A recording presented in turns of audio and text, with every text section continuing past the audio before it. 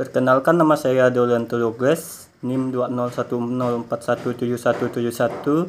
Baik, di sini saya akan menjawab dari video yang sudah diberikan. Pada video pertama, pembicara ada Ibu Manifur Hartono dan Bapak Andin Rahmana, dan yang topik dibicarakan adalah prediksi karir dan tren digital marketing di tahun 2002. Isi dari penjelasan dari video tersebut adalah bagaimana digital marketing menggunakan ide-ide yang kreatif untuk mengolah data-data dari perusahaan. Awal masuk entry digital marketing pastinya adalah sosmed. Sosmed yang kita ketahui pastinya hampir semua orang punya, apalagi yang punya brand-brand dan company, karena sosmed ini sangat penting dalam strateginya. Dalam roh digital marketing yang berpeluang menghasilkan salary lebih tinggi adalah sosial media, spesialis yang paling banyak, dan semua orang berhak dapat gaji yang lebih bagus, apalagi jika kita punya kualitas dan memiliki kreatif dan ide-ide yang bagus. Ada yang perlu disiapkan kalau ingin karir kita bagus dalam digital marketing, yaitu harus tahu bagaimana cara mainnya dan fight from-nya seperti apa, dan kita pastinya harus mempunyai skill dan akan membentuk kita adalah experience tadi, sehingga apa yang kita punya pengalaman sebelumnya akan menjadi karya laut yang lebih baik dan lebih bagus. Itu pastinya akan dinilai dari hasil karya kita sendiri. Di tahun 2002 ini, arah prediksi karir digital marketing sebenarnya kita tidak tahu arahnya akan di mana, tetapi video dan audio masih menjadi terfavorit atau primadona. Pastinya akan banyak yang spesifik, butuh short video spesialis, dan yang kedua adalah penyelesaian omnichannel, dan yang terakhir adalah marketing automation. Untuk video kedua itu adalah pembicaranya ada Ibu Kania Sutisna Winata dan Pak Hermawan Kartajaya, dan topik yang mereka bicarakan adalah bisnis digital 2020. Isi dari penjelasan dari video tersebut adalah apa sih perubahan paling signifikan kalau berbicara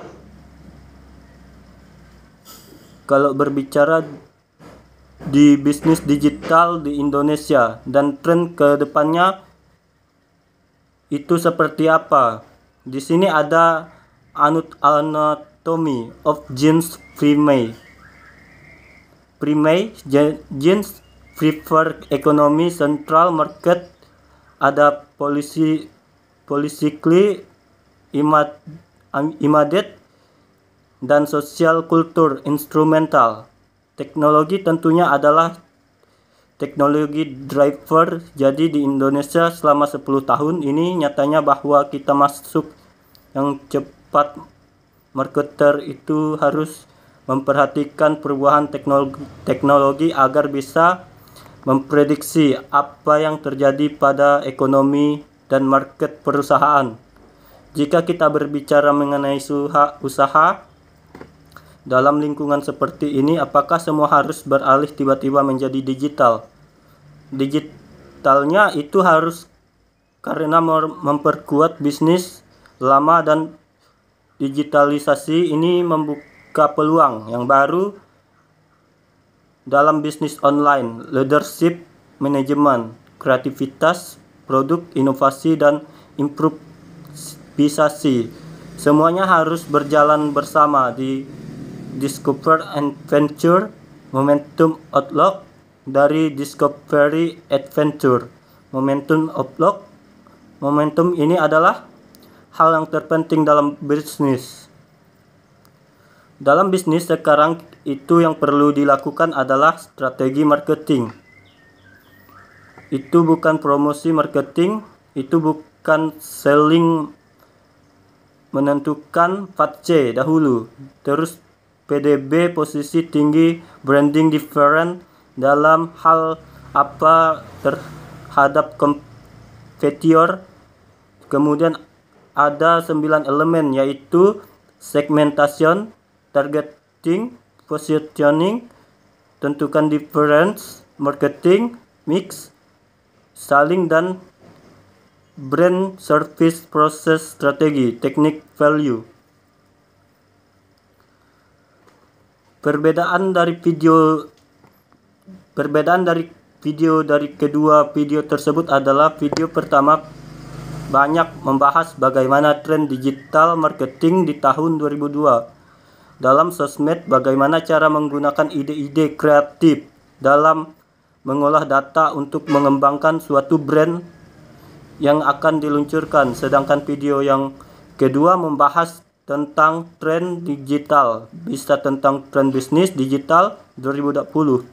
Apa yang terjadi perubahan signifikan tren digital marketing di Indonesia dan bagaimana teknologi menjadi differ di Indonesia. Nah, video kedua ini juga menjelaskan strategi apa saja yang bisa dilakukan dalam bisnis perusahaan. Menurut pendapat saya tentang bisnis digital tahun akan mendatang adalah biaya untuk digital marketing ini cukup rendah dibandingkan dengan bentuk tradisional marketing lainnya seperti iklan TV, radio, koran, dan billboard.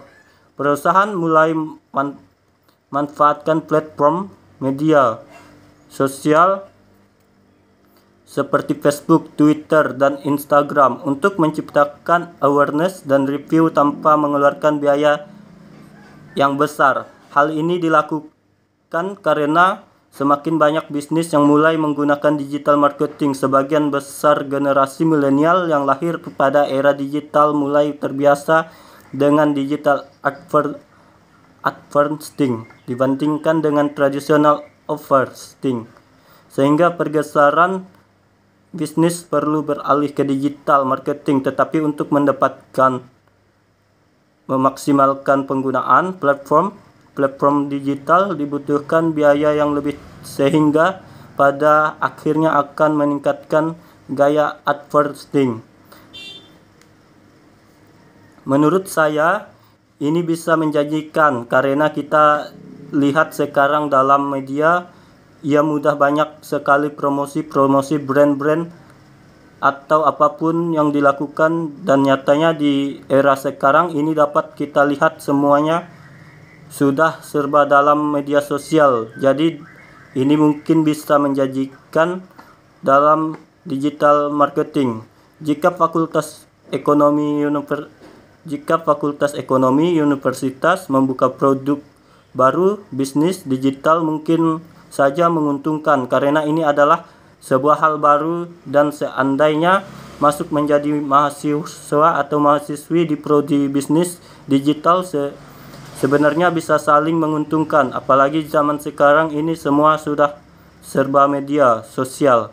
Banyak belajar dan dapat menguntungkan apa yang kita peroleh dari prodi bisnis digital. Banyak atau tidaknya mahasiswa yang mau kuliah di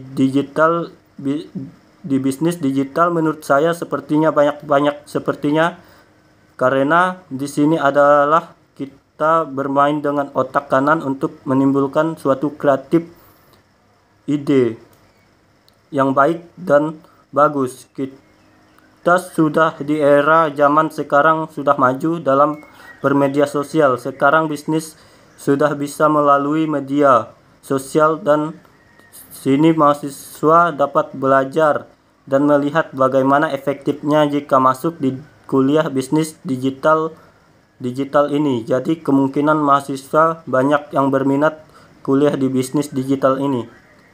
Sekian dari saya. Jika ada salah kata, saya mohon maaf. Saya ucapkan terima kasih.